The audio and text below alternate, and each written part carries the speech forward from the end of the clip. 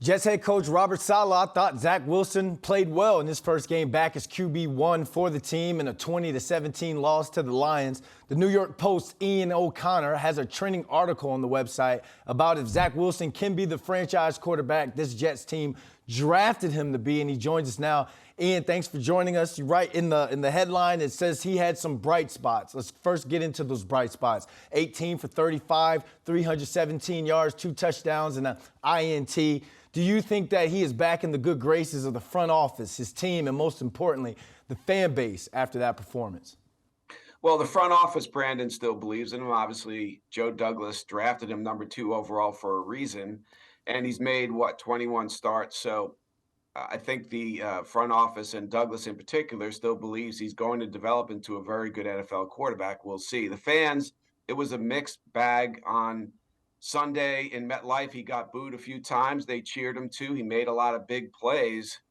And so he still has a chance to, as long as the ball's in his hands, and I suspect he'll play Thursday night. Robert Saleh did not announce a starter today, and he's deliberating probably as we speak, and it's going to come down to whether or not Mike White is healthy. But if Zach Wilson is out there against Trevor Lawrence, he has a chance to change his career narrative and take it in a more positive direction. So there's still time, but right now, certainly the jury is still out on whether or not Zach Wilson can be a true franchise quarterback, and we'll see how it plays out.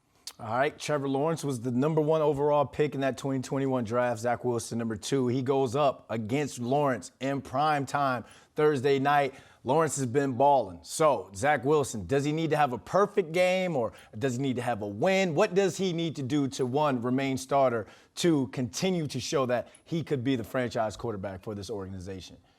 He doesn't need to play a perfect game. He just needs to play at a high level. And I think at a higher level than Mike White was playing, and that he's capable of it. He has the physical tools. We've seen his arm, and sometimes he needs to take some heat off his fastball. And he has athleticism, certainly, to be a big-time player in this league. So it's not about the physical gifts. You look at yesterday, the roll left and the throwback to his right for the touchdown, and the last play of the game, the roll right, escaping Anzalone coming in. The guy runs, that linebacker runs about a 4.63 40. And to be able to escape that rush and make that kind of throw to Elijah Moore to give the Jets a shot at the long field goal, clearly he has physical gifts. There's no question about that. But it's not just about hitting home runs occasionally. You have to hit singles and doubles in between those home runs. And he's really not good at that. And he admitted as much yesterday, at least not right now. And I'll give him credit for that. He did, I thought, a good job after the game yesterday, basically taking accountability for the flaws in his game. And I think that's progress in and of itself.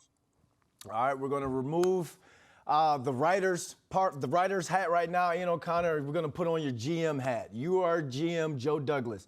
I'm just going to ask you straight. I'm Ian O'Connor asking you, the GM, this question. Is Zach Wilson the quarterback of the future in Florham Park? I really don't know, even as the GM. And I think on Truth Serum, Joe Douglas would tell you, Brandon, the same thing. He doesn't know.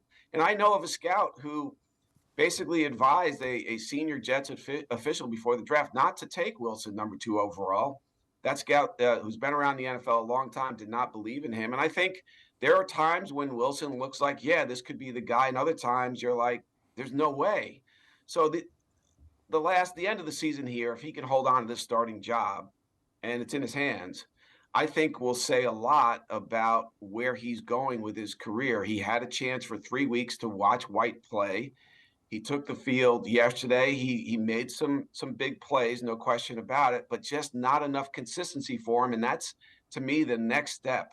He needs to become a consistent player to reach his full potential.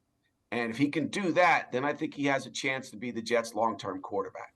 Consistency is key in this business. You've been consistent. I need everybody to go check out Ian's article on the website, NewYorkPost.com. Ian, thanks for taking the time out and joining us. Thanks, Brandon.